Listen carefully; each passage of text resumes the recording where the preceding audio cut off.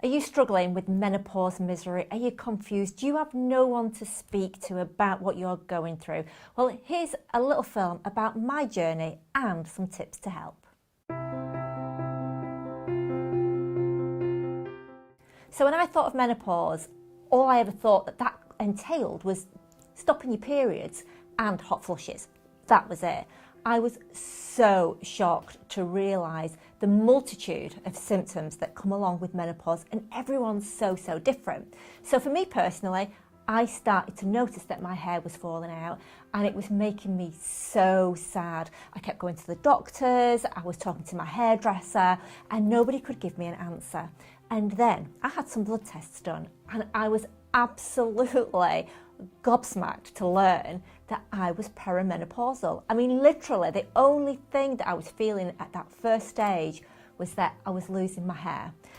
I then found that I started to get more symptoms, and little did I realise that those symptoms were actually all part of the menopause. You know, I was so shocked to learn that hair falling out was one of them. And like I said, all I was expecting was hot flushes. And to this day, I have never had a single hot flush.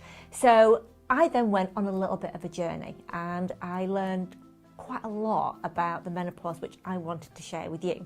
So some of the things that I personally experienced were low mood. I just wanted to cry so often, and I was quite grumpy and had a short temper. I also found that I would get out of bed in the morning and it would hurt to put my feet down. My feet were so sore, the bones in my feet ached, and it took quite a while to really get going. I felt tired, I felt lethargic, I felt a bit more anxious than I would normally. And then I actually spoke to a menopause doctor, and I'm so pleased that I did. Now, there's a number of symptoms that come along with menopause, and I've actually got them written down here for you because I didn't want to miss any in case this is you. So hair loss or hair gain in areas that you didn't previously have hair. Obviously periods stop, or there's a change in your periods. Something that really troubled me was my sleep. Your sleep is affected, so you may not sleep as well, you may not get a full night's sleep, you may find yourself tossing and turning.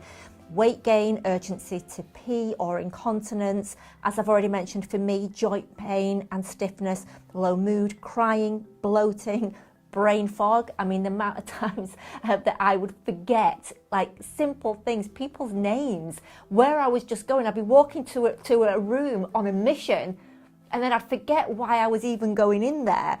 Dry eyes, that's not something that I actually struggled with, but I believe that some people do. Headaches, even to this day, headaches do trouble me more than before, although it's getting much better. Dry skin, allergy, tiredness, anxiety, and obviously, as I mentioned, hot flushes. So those are some of the symptoms that you might not even be aware of. Now, the first thing that I would say to you is that if you're struggling with any kinds of symptoms that you can't understand, or any of the things that I've mentioned, then go and see your doctor, get your bloods taken, and they will be able to tell you whether you are perimenopausal. Now, I was really lucky, and hopefully you will too, in that my doctor's practice had a practice nurse that was just incredible, and she still is, and she taught me through the kind of things that I could expect to feel, and how my body might change. And then she told me about the different options available. So you could go and speak to your doctor and ask about HRT. You could go, and if you don't want to go down that route, you could go and go to the local nutrition shop and speak to them, because they can give you some alternatives. Now, for me, I decided to go down the route of HRT after finding that my symptoms were just getting worse and worse and worse. I've got to be honest, for me, it was amazing. I'd heard lots of horror stories in the past about taking HRT. However, those horror stories came from a place of lack of research, and that research has been updated greatly. And most people, subject to your medical history, or most health professionals subject to your medical history, will actually advise you to perhaps consider going on a HRT medication. I'm not a doctor, so that's somebody that you need to speak to, but I would strongly recommend that you have a look for an app. It's called Balance. Also, my menopause doctor, a wonderful menopause doctor called Louise Newson, who has appeared on television, and that is somebody that I actually saw and went to see, and I'm still being treated by. And their knowledge is incredible. Literally, the first time I spoke to one of the doctors there, it was like somebody that finally understood me, somebody who gave me information from a position of real, true knowledge and understanding. So that might be a way that you want to go. However, there are things that you too can do for yourself. So exercise. We hear it all the time, but honestly, exercise will help you to feel better. It will help you to feel more energized. It'll help you to feel better about yourself, because the truth is, you will start to gain a little bit of weight, and your body shape might start to change. So that definitely helps, which also then, if you exercise, will help you because you can socialise with people, but you'll also start to feel better about yourself. Drinking plenty of water, healthy diet is really important. Talking to people as well. I mean, literally, going to have my hair done is brilliant, because it's kind of like a moment where there's quite a few ladies who are all in the same boat, and it's quite nice just to have a little natter and to realise that you're not on your own. Tell your family as well.